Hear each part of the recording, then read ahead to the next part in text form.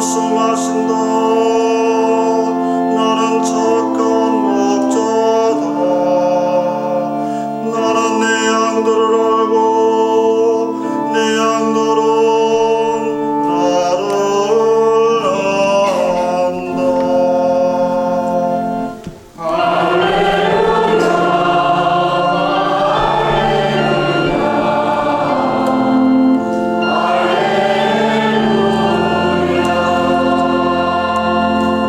주님께서 여러분과 함께 요한이 전한 거룩한 복음입니다. 그때 예수님께서 말씀하셨다. 내가 진실로 진실로 너희에게 말한다. 양우리에 들어갈 때 문으로 들어가지 않고 다른 데로 넘어 들어가는 자는 도둑이며 강도다. 그러나 문으로 들어가는 이는 양들의 목자다. 문지기는 목자에게 문을 열어주고 양들은 그의 목소리를 알아듣는다. 그리고 목자는 자기 양들의 이름을 하나하나 불러 밖으로 데리고 나간다. 이렇게 자기 양들을 모두 밖으로 이끌어낸 다음 그는 앞장서 가고 양들은 그를 따른다.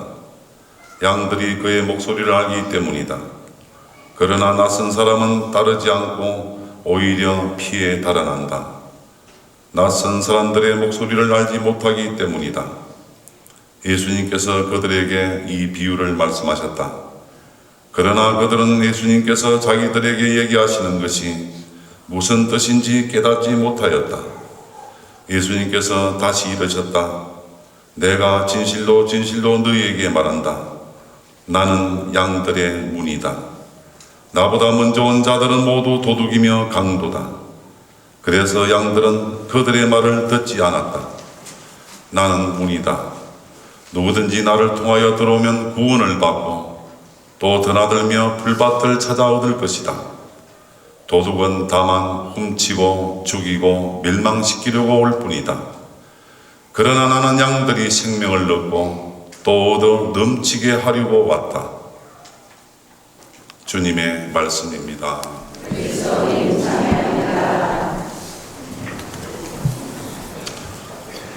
오늘은 부활节 4주일로서 성소주일입니다. 그래서 오늘 강론은 특별히 귀한 분을 모셨는데 그분 강론을 한번 들어보도록 합시다. 그분은 이금덕 마리스텔라 수녀님이십니다. 박수 한번 주십시오.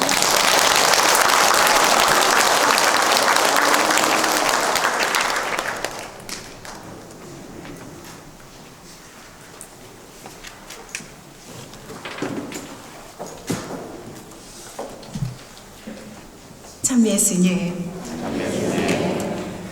실은 제가 이 귀한 시간에 저 개인의 이야기를 할 만한 형편이 못 되는 사람인데 실은 주임 신부님의 말씀을 거역할 힘이 없어서 이 자리에 왔습니다.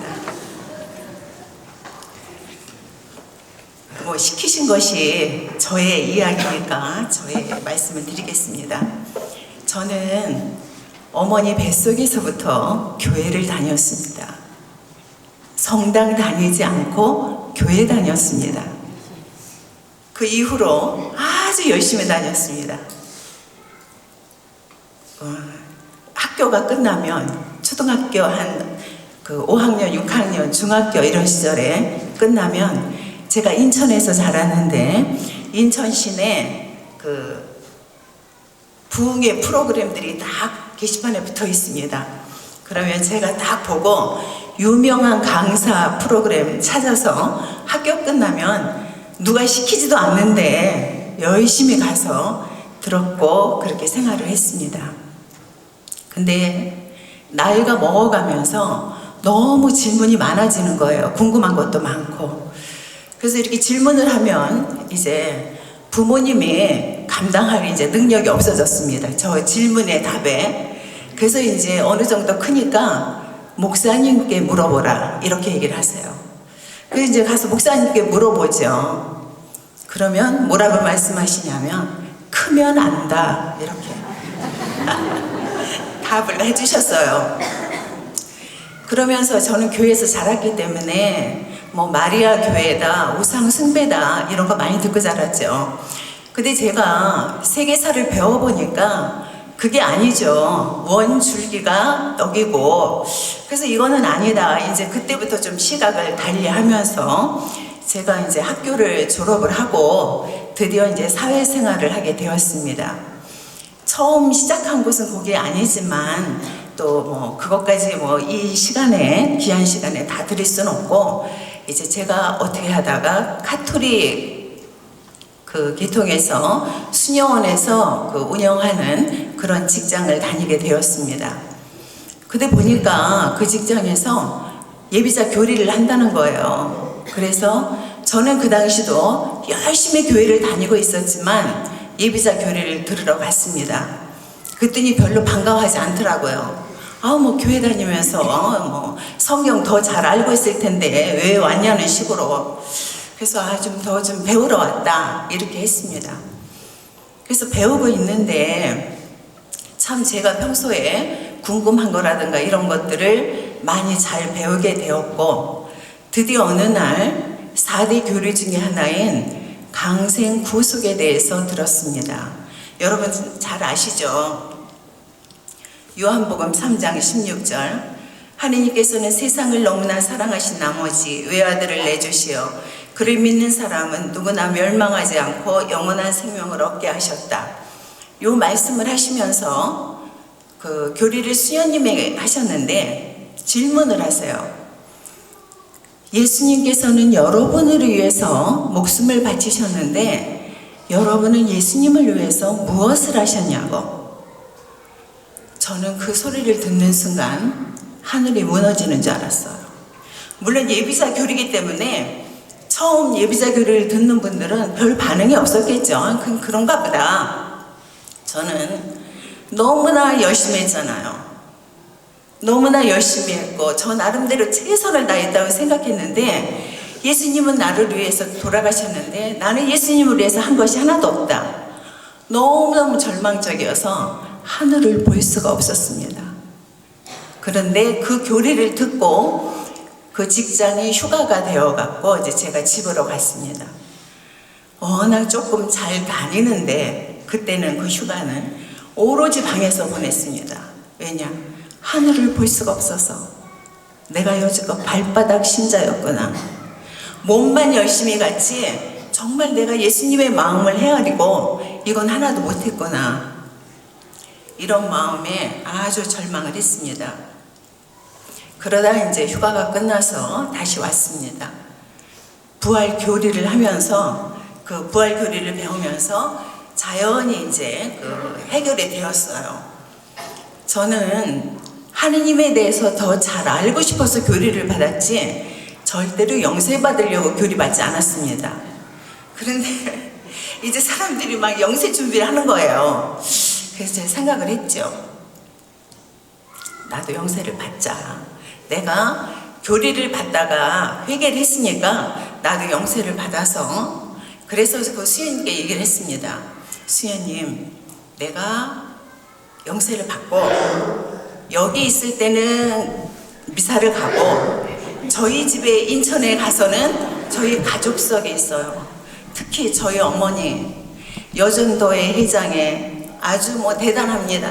그래서 어머니의 성이 김씨거든요. 저희 어머니를 잘 아는 사람 분들은 제가 김금덕인지 알아요. 너무 어머니가 교회에서 활개를 치셔가지고. 그래서 전 집에 가면 교회를 안 갈 수가 없잖아요. 저희 가족 속 지자리도 있으니까. 그래서 제가 집에를 가면은 교회를 가고 여기 있을 때는 성당을 가겠는데 그래도 교리 그 영세를 받아도 되겠냐? 그러니까 또 된다고 해요, 스님이. 그래서 영세를 받게 되었습니다. 저도 얼마 전까지 예비자 교리를 했지만 교리하면서 미사 가라 그러죠. 교리 중에. 저는 한 번도 안 갔습니다. 교회 가야 되기 때문에. 그래서 이제 드디어 그렇게 해도 된다 그래서 영세를 받게 되었는데, 영세식과 지난 우리 4월 27일처럼 그 미사 중에 영세식을 하게 되었어요. 근데 이제 제가 교회에서 세례도 받고 했기 때문에 물 세례는 인정을 해주셨습니다. 그래서 이제 손과 이마에 도유하는 그 기름 바르는 예식만 전하게 되기 때문에 앞에 전부 영세받는 사람 앉아있고 저는 맨 뒤에 앉았습니다. 그 기름 바르는 것만 하니까. 그렇기 때문에 자동적으로 성체를 영할 때도 맨 뒤에서 나와서 해야 되겠죠. 그죠? 뒤에 앉았으니까. 그래서 이제 영성체하는 시간이 되었습니다. 그래서 맨 뒤에서 이제 나와서 영성체를 했죠. 교리 받을 때 스님이 저도 이번에 그렇게 얘기를 했지만 실체 변화 이거 가르치잖아요. 저는 그 전에 성 변화로 배웠습니다. 근데 예비자 교리 시간에 실은 믿어지지가 않았어요. 믿어지진 않았지만 그 수녀님 교리 내용에 반박할 능력이 없어서 그냥 있었습니다. 그리고 이제 저는 영세 받으면서 첫 영성체를 하게 되었어요. 그래서 맨 뒤에서 나와서 여기 와갖고 영성체를 했습니다. 영성체를 딱 모시는 순간 정말 그 예수님이 저에게 아주 완전히 저에게 다 오신 거예요. 그래서 그 황홀함과 그 감격에 제가 맨 앞에 여기 맨 뒤에 있었으니까 여기서 성체를 영하고 제 자리까지 맨 뒤까지 걸어가면서 결심을 했습니다. 아, 나라는 사람은 세상에 있으면 안 되겠다. 세상에 있으면 발바닥 신자밖에 안 되겠다. 별로 수도원은 잘 모르고 또 스님들과 같이 생활하면서 큰 매력은 못 느꼈지만 수도원에 가야 되겠다. 최소한 수도원은 하느님의 성객에는 해주겠지. 그런 결심을 하면서 들어가서 앉아갖고 이제 미사를 마치고 다음날 수녀원을 갔습니다. 오겠다고. 안 된대요. 어제 영세 받고 영세 받은 지 3년이 지나야 되는데 무슨 하루 만에 세례를 옛날부터 받고 신앙생활을 했지만 그래도 안 된답니다. 그래서 제가 또 했죠. 마음이 중요하지 어떻게 그렇게 형식이 중요하냐. 그렇게 아주 간곡하게 아무리 해도 안 되었습니다. 그래서 이제 돌아와서 그래요. 어차피 그 3년이라는 시간은 모두에게 필요한 시간이 아니라 나같이 성소나 또는 사제 성소를 지망하는 사람에게만 필요한 시간이니까 필요한 사람이 시간을 쓰자 그렇게 결심을 하고 또 그러면서 매달 한 번씩 하는 그 모임에 와야 된답니다. 그래서 제가 있던 곳이 천안이었거든요. 천안에서 서울 청파동까지 매달 한 번씩 한 번도 안 빠지고 3년을 모임을 나갔습니다. 3년이 되면서 제가 입회를 했습니다. 그래서 이제 지금까지 수도 생활을 해오고 있는데 저는 그래서 수도원 지금까지 생활해오면서 우여곡절도 있죠. 왜 없었겠습니까? 그럴 때마다 단 한 가지 질문만 합니다. 너 하느님을 지금 섬기기 어려운 환경인가?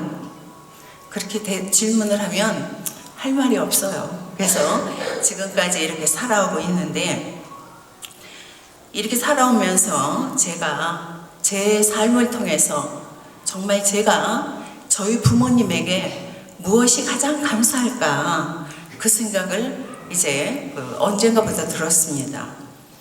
그랬을 때 가장 감사로운 것은 정말 부모님이 저에게 신앙을 심어주셨다는 거, 가르쳐주셨다는 거, 그것이 가장 감사로웠습니다.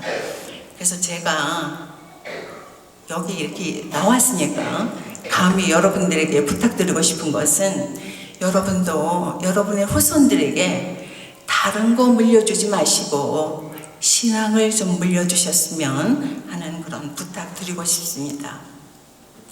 그리고 또 저 자신이 하느님을 섬기려고 선택한 이 수도 생활에서 수도 삶의 연륜이 더해감에 따라서 언젠가부터 예수님이 가장 사랑받던 제자 요한이 강조했던 가르침이 제 삶을 지배하고 있습니다. 나의 충실한 자녀들이여, 여러분은 서로 사랑하시오.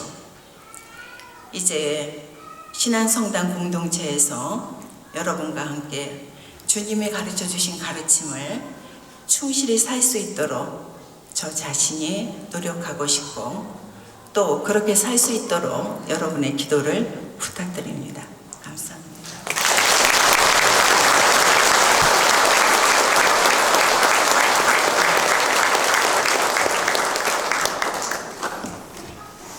잘 들으셨습니까? 네. 이런 이야기를 우리 언제 듣겠어요?